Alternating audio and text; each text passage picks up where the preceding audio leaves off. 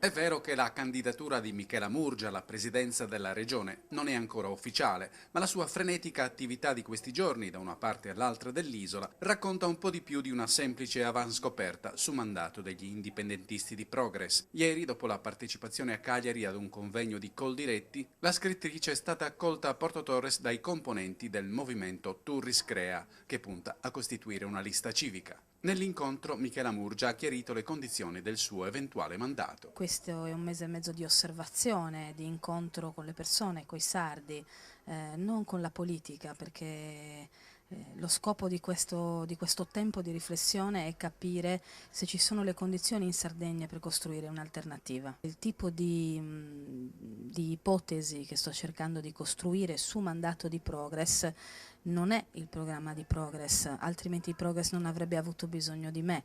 È un programma aperto a diversi contributi in cui c'è spazio anche per la sensibilità di Progress. Quale sarà il ruolo di movimenti e liste civiche in questo progetto? Questa alternativa si costruirà con tutte le persone, anche con militanza politica, che vogliono contribuire a costruire un progetto comune.